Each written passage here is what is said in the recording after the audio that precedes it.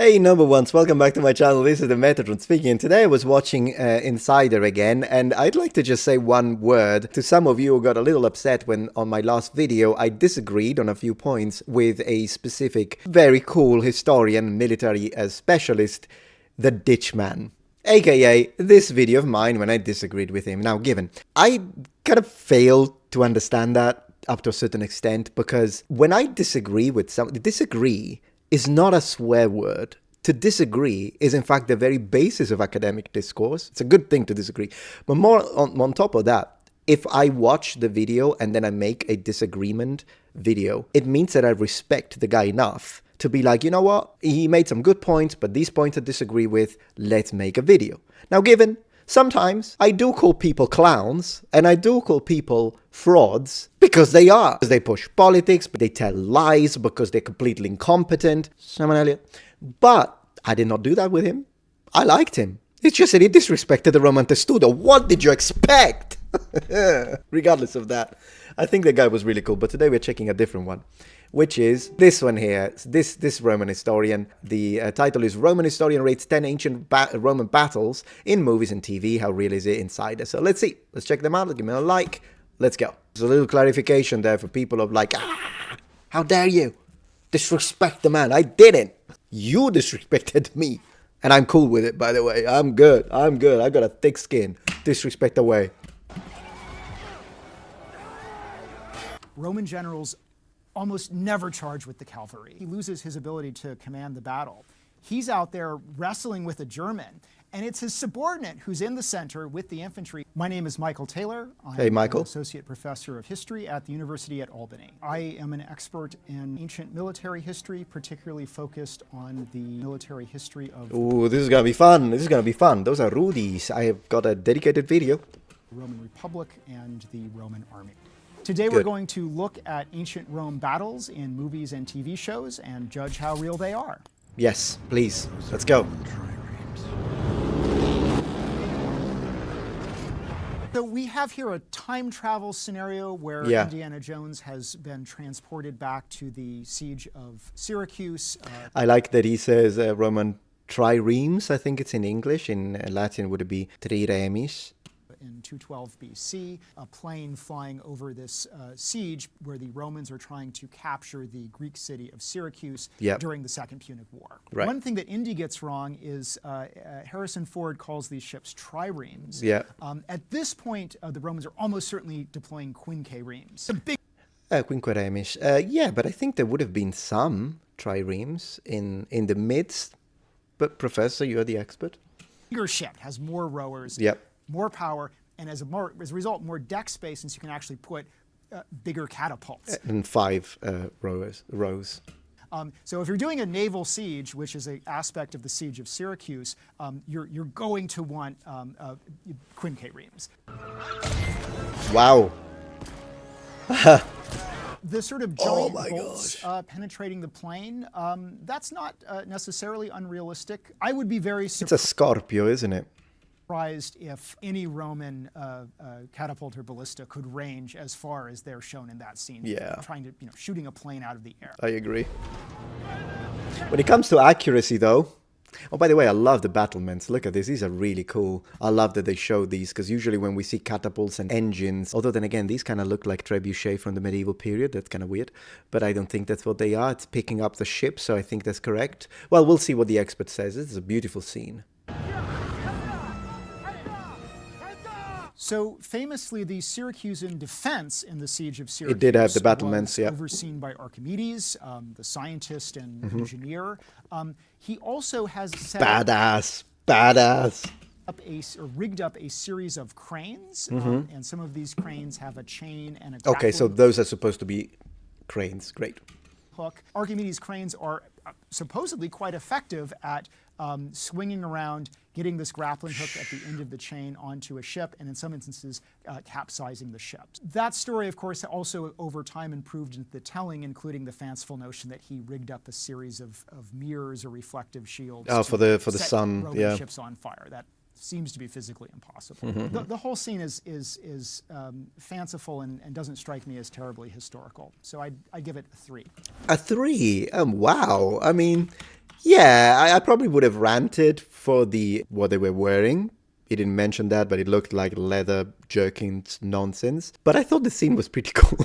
I wouldn't give it a high, okay? I'm a little picky and pedantic myself. Okay, allow me to be pedantic. I'm going to put it on a shirt. Maybe I would have given it at least a 5. Man, 3 out of 10 is harsh. A sling can actually be reasonably effective. You certainly can absolutely kill someone. The one downside is a shield or a shield. Oh, those shields look horrible. Horrible. Little thin sheet metal shield. It's terrible. Wall, as those soldiers are making, is very likely going to repel those slings. So slings are used for skirmishing, but if you have a really disciplined infantry formation, good luck you're with not that. going to be able to break it apart. Just not to mention the helmets, good head protection, armor. I would imagine that some of those slingers, the professional ones, would have been pretty good at like hitting you in the face. With that being said, oh my gosh, what is this guy wearing? It's one of those situations with a leather lorica segmentata. It looks terrible. Please give him a 1 out of 10 because of that. Ugh, I could feel that. Have at least one instance of one line throwing it followed by another line followed by another. So a kind of yeah, that was pretty good. And also I appreciate that they have the gladi on the right, like regular legionaries would have had. So that's consistent. That's good. bowling volley. That is attested in our sources. In Hollywood films, they very rarely show the Romans hurling their javelins. True. Every Roman legionary carries 2 heavy javelins. They're called... Editor, maybe there are so many really good iconography, like for example the Trajan column, where you can find this is not a good one at all. I'm just saying it's not the professor's fault, of course. It's the editor. Called singular pilum, plural pila. Yeah. And they are very, very lethal weapons. They have... Pilum, pila. If you, not only the phonemic vowel length, but also the M should be completely nasalized if you want to read it in classical Latin. Not that he was using the Latin term, but speaking it with an English accent, American accent in this case, but that's fine. I'm not attacking the guy. But I'm telling you if you want to know. But is that how they pronounce it in Latin? Pilum? No, it's pilum. Long iron Pilum. shank that goes through an enemy's shield. Yeah. It keeps going to what's ever behind that shield. So a pilum Good. volley is a really devastating event. Here they're fighting light infantry, but it's actually a way to even the odds when you're facing a lot of missile troops. You have things you can throw to make them run away. He's excellent up to this point. I want to say, I like that he didn't just say it's used to go through and destroy the shield of the opponent. He says, and also go through and hit anything behind that. And this was tested by several channels, including Todd's Workshop. And it does appear that indeed, to just limit the functionality of the pilum as to taking care of the shield, they're that too, but it's also supposed to go through you behind that. And I like that he said that. That's absolutely correct. Testudo! Yeah, good luck with those shields, but yeah. A testudo formation is just a very close, compact formation where not only are the shields in the front of the formation locked together, but the soldiers in the rear ranks lift their shields over their heads. The soldiers on their sides hold their shields to the sides, and basically it creates a kind of box-like formation, protecting the soldiers as they move forward. It is primarily attested in sieges. Yes. See, he's not disrespecting my testudo. So I don't have a problem with the professor up to this point. I do want you to pay attention to one thing very quickly. Look at this. You might notice again, these shields are horrible. The polish, the finish, it's like they're made, this fixation with Hollywood sometimes that they have to make things look like they're ancient. But they wouldn't be ancient. It would be top of the line modern stuff for the Romans. It would be like one of us, oh, I have a 4090 or a 5090 now, good luck if you good luck finding one of those, but let's say you have it on my phone, but it looks like it's been unearthed from the ground after like 2,000 years and it's full of dust. I mean, why? The thing I wanted to focus on is note that these decorations, the little lightning bolts, the decorations appear to be metallic as well, and they also appear to be sort of attached and nailed rather than just being painted. That is actually likely. It's possible that that's how they were done, at least in some instances. So I don't actually have a problem with this specifically, and clearly the boss would have been metal, the iron, low carbon steel, depending. The rim, usually it's metal, but sometimes it can also be rawhide, such as in the Dura Europos example, which is the only complete example we have. But then everything else would have been laminated wood. When I say laminated, I'm thinking of the word compensato. I can't think of it right now in English, so I'll have to look it up afterwards and put it. But anyways, usually 3 layers of wood.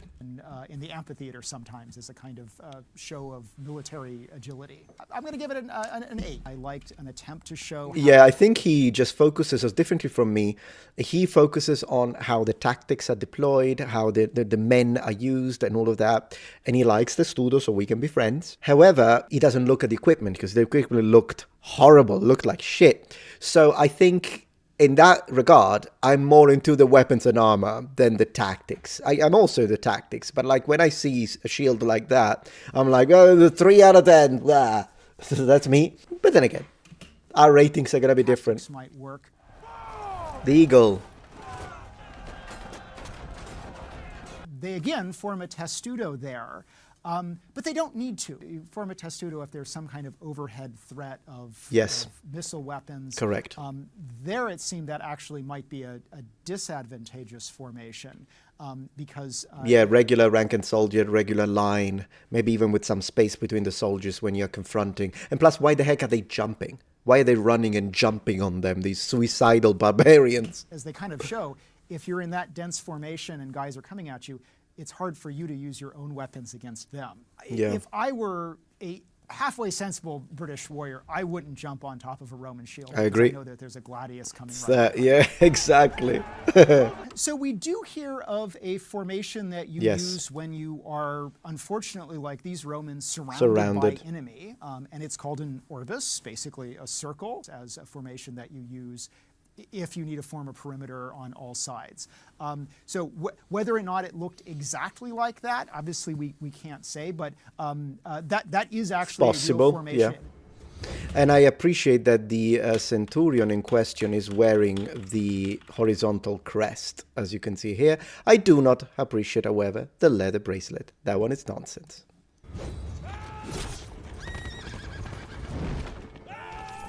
When we hear of chariots getting taken out, the advice is send someone with a missile weapon, an archer or a slinger, or in this instance, a guy with a pilum, and kill the driver. And then that disables the chariot. That's probably one reason why chariots do go away is it is easy. They had already gone away in continental Europe, and the Gauls had already stopped using them for centuries. But in Britain, the Brittonic Celts had preserved some aspects of this culture, both in a warlike sense and in a non-warlike sense, including the body paints, which I believe originated in the continent. Some people disagree with me, like kings and generals, but that's what I think, because of a coin that I've already shown, which shows body paint in the continental context in Europe. But in general, there is this freezing that happens, whereby it being an island, it's more conservative, as it often happens from a tradition standpoint, and therefore they do maintain and they do keep using the chariots in combat, even though Celts, in the continental Celts, had stopped already and had stopped for centuries. It's easy to kind of, you kill one guy and then the whole system is sort of broken, whereas with the cavalrymen, you might kill one cavalryman. I'm noticing one thing. He keeps saying, is it me? Because I'm actually asking this to you if you're native speakers. He says Calvary, doesn't he? Because I noticed it at the beginning, but I didn't say anything. It is easy to kind of, you kill one guy and then the whole system is sort of broken, whereas with the cavalrymen, you might kill one cavalryman, but there's... He says Calvary. Shouldn't it be cavalry? Calvary is the one in relation to Jesus. That's the Calvary, the location, as opposed to cavalry. I know I'm being pedantic, but I'm actually asking you, am I wrong? Is there a different... Can you also say Calvary instead of cavalry in English, maybe in the American context? I've got a clue. You tell me. I'm not native, so maybe I'm wrong. If I'm wrong, I'm wrong. Overall, this clip, I think, is pretty good. I agree. I'd be tempted to give it a 9. Wow. This sort of giant stone-throwing catapults, what the Romans might call an onager, because it kicks like a wild donkey, called an onager. Interestingly enough, the nomenclature changes a lot. It's kind of crazy. It's very confusing. They sometimes refer to different machines with the same name. Huge catapults would probably not be deployed in a field battle. Yeah, the I Romans agree. might use catapults like that. You would use them in a siege scenario. Because when you're fighting a battle, you want artillery that you can really easily reposition as your forces Like the Scorpio. move across the battlefield. So the Romans do have field artillery that is tactical, can be used in a battle, but it's smaller. It can be carried on a cart. Yes. Flaming arrows might be used again in a siege Siege, scenario. yeah, because you want to burn a little bit, like if there is a thatched roof, yeah. Shoot them to light the roof of a tower on fire, Yes. or light buildings, say behind a wall on fire. They don't do you any good in a pitched battle. If you hit a guy with an arrow, his problem is that he has an arrow sticking out of it, Yes. not that the shaft is on fire. If anything, the fire might cauterize it. Hollywood needs light, and Yeah. Flaming arrows provide It that looks for great. the kind of spectacle of the scene. If you plan to advance over a battlefield, you don't necessarily want to set it on fire before your own forces move into Yeah. it.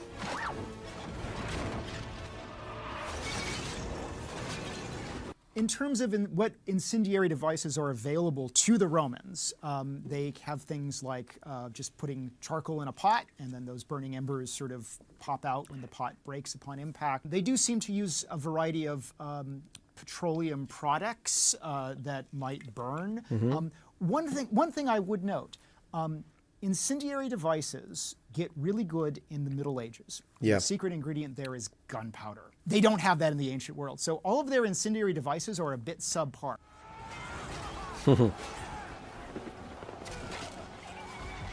Maybe Greek fire we could talk a little bit about, but yeah. One thing that is inauthentic is Maximus leading the charge himself. Right. Roman generals almost never charge with the cavalry. Alexander the Great did.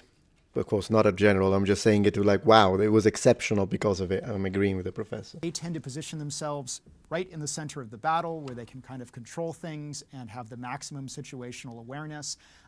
So for Maximus to charge with the cavalry, note that he loses his ability to command the battle. He's out there wrestling with a German, and it's his subordinate who's in the center with the infantry who's actually in the best position to actually exert any kind of command and control. Maybe a primus pilus. Over that situation. Roman generals like to stay in the middle, and they usually Maybe a primus pilum. stay with the infantry, in part also because the infantry tends to be the decisive point in Roman battle. Yep, true. The Romans basically do not use chariots in any kind of tactical way. No, they use them for the races. Pretty good though. They've got the teams with all the different colors. It's lovely.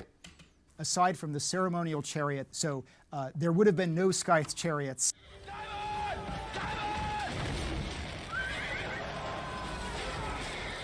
I would say that is a decent formation, but if you're under any kind of cavalry attack or chariot attack, it seems one of the best things you can do is present a relatively dense massed formation that prevents any one or two people from getting picked. Yeah, what's difficult in that case is the morale and how professional the formation of soldiers is, because a dense packed formation with a shield wall can be problematic to deal with for cavalry, but only if they are very disciplined, because if they're not and they get charged by the cavalry, they will retreat, run away, break the formation, and then they are as good as dead. I'd say I'd be inclined to give it around a 7.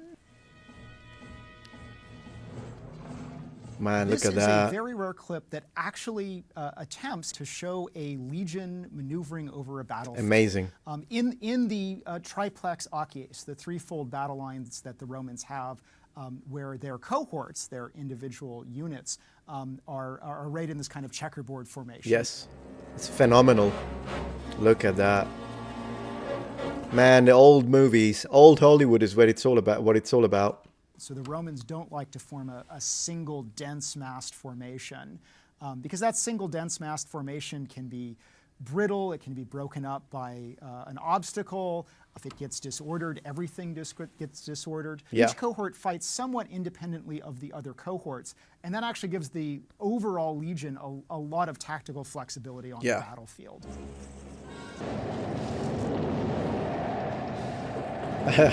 Yeah, the equipment is horrible as usual. What is it with all the leather? My gosh.